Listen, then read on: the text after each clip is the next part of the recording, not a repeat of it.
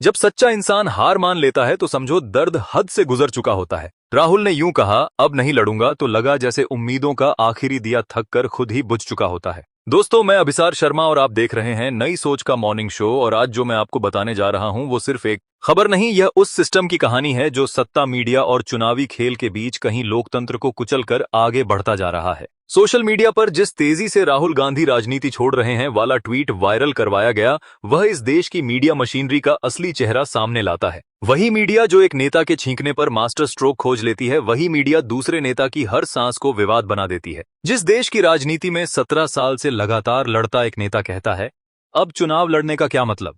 जब खेल पहले से ही सेट है तो सोचिए, उसने इस मुकाम तक धकेला किसने? और उसका जवाब है सत्ता की राजनीति, सत्ता की मशीनरी और सत्ता के चहेते माइक्रोफोन बने कुछ चैनल। राहुल गांधी को बिहार में सिर्फ 6 सीटें मिली।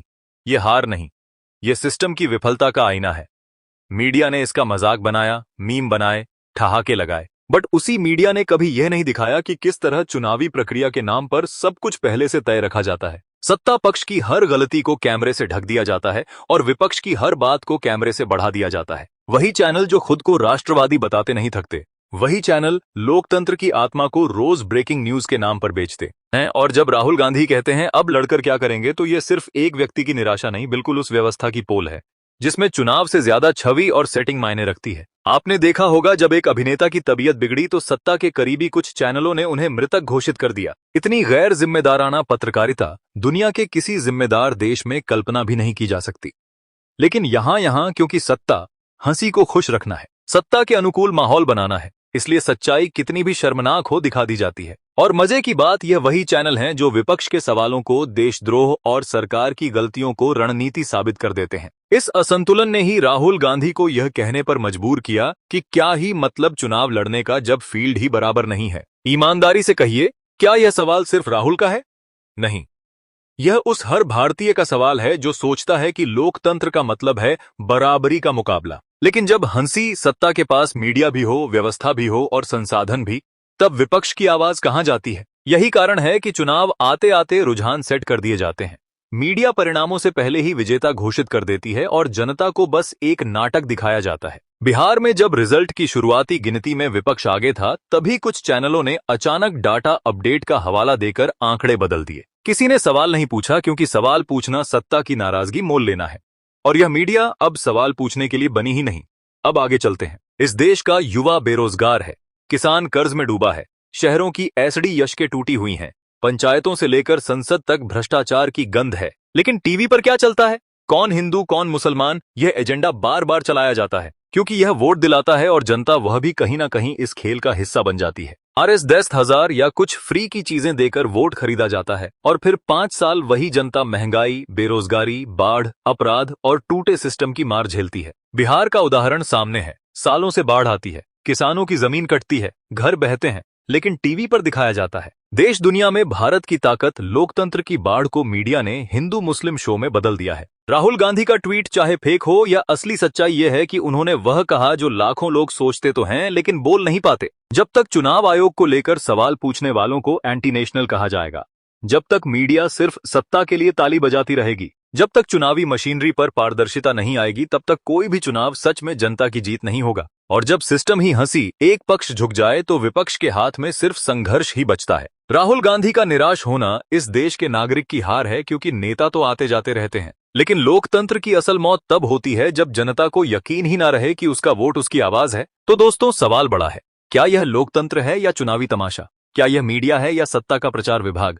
क्या यह चुनाव है या पहले से लिखा हुआ स्क्रिप्ट? राहुल गांधी राजनीति छोड़ेंगे या नहीं, यह बात की बात है। लेकिन अगर सिस्टम ऐसे ही चला तो भविष्य में कोई भी नेता राजनीति में टिक नहीं पाएगा जो सत्ता के खिलाफ सवाल उठाए। और यह बात सिर्फ कांग्रेस की नहीं, देश की है। जो लोग आज खुश हैं वे भी याद रखें, तानाशाही में विरोधी नहीं बचते, फिर आम आदमी भी नहीं बचता। इसीलिए सवाल ही लोकतंत्र की आखिरी उम्मीद है और सवाल पूछना सबसे बड़ा देशभक्ति का काम है।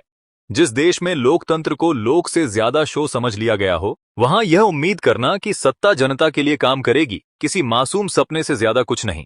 आज हालत यह है कि सवाल पूछना अपराध हो गया है, जवाब मांगना गुनाह हो गया है और सच बोलना तो जैसे राजद्रोह की श्रेणी में आता है। इस पूरे खेल में सबसे दिलचस्प किरदार वह है जिसे सिस्टम बड़े प्यार से निष्पक्ष अधिकारी कहता है, लेकिन जनता जानती है कि इन अफसरों की कलम सबसे ज्यादा झुकती है जहां सत्ता की छाया सबसे गहरी हो। और इसी श्रेणी में नाम आता है ज्ञानेश कुमार जैसे अफसरों का, जिनके ऊपर आरोप तो पहाड़ की तरह लगे हैं, पर सवाल पूछने पर सत्ता का कवच ढाल बनकर खड़ा हो जाता है। यह वही वर्ग है जो लोकतंत्र के असली मालिकों यानी जनता को सिर्फ एक मतदाता और एक यूजर नंबर की तरह देखता है। ज्ञानेश कुमार हो या ऐसे दर्जनों अधिकारी, इन्हीं कुर्सी जमीन से नहीं बल्कि सत्ता के गलियारों से चलती है। फैसले जनता के लिए नहीं बल्कि सत्ता के लिए तैयार होते हैं। चुनाव जहां होना चाहिए था लोगों के बीच, वहां तैयार होता है कक्षों में, जहां हवा भी तब चलती है जब सत्ता चाहे। और फिर यही अफसर प्रेस कॉन्फ्रेंस में नेहरू की तरह सीना तान कर कहते हैं सब पारदर्शी है, सब लोकतांत्रिक है। लेकिन जनता जानती है कि पारदर्शिता सिर्फ फाइलों में छपे फॉन्ट का नाम है, असल में हर चीज पर परतें इतनी मोटी है कि रोशनी भी शर्माती है। देश की विडंबना यह है कि अर्थव्यवस्था खाई में है, बेरोजगारी पहाड़ पर है, महंगाई आसमान पर है, पर ठेका मिलने वाली खबरें, बजट की योजनाएं, मंत्रालयों की बोली करोड़ों के प्रोजेक्ट, इन सब का हिसाब जब जनता मांगती है तब चैनल कहते हैं देखिए देश हिंदू खतरे में है। एक तरफ जनता 2 वक्त की रोटी को मोहताज हो रही है, दूसरी तरफ सत्ता के पास इवेंट्स पर अरबों खर्च करने का समय भी है और पैसा भी।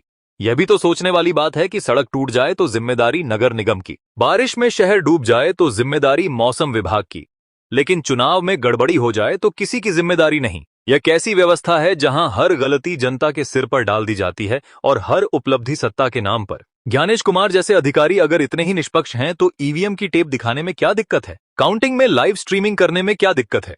बैलेट और मशीन के क्रॉस चेक में क्या परेशानी है? लेकिन नहीं, क्योंकि जब तक खेल धुंध में है सत्ता को रास्ता साफ दिखता है और जनता वह खड़ी रहती है उम्मीदों के किनारे पर, सोचती हुई कि शायद अगली बार कुछ बदल जाए।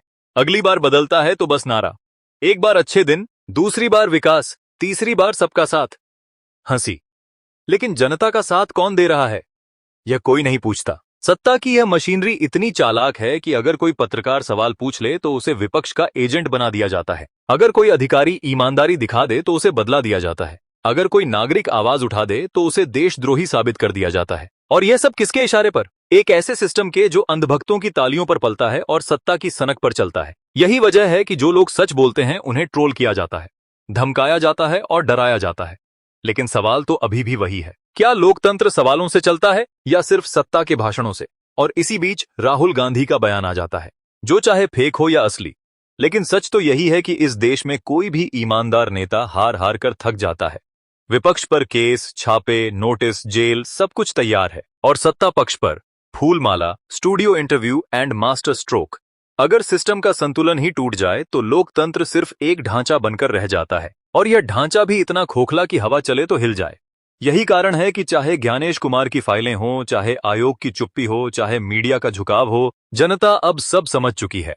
फर्क बस इतना है कि बोलने की हिम्मत कम बची है, क्योंकि सच बोलना इस दौर में सबसे कठिन काम है। लेकिन एक बात तय है, अगर जनता जाग गई, अगर जनता सवाल पूछने लगी, अगर जनता कैमरे से नहीं जमीनी हकीकत से सोचने लगी, तो फिर कोई ज्ञानश, कोई मंत्री, कोई सत्ता और कोई मीडिया उसे रोक नहीं पाएगा। क्योंकि लोकतंत्र का मालिक वही है जनता, और जनता की ताकत सत्ता से नहीं अपने जागने से आती है।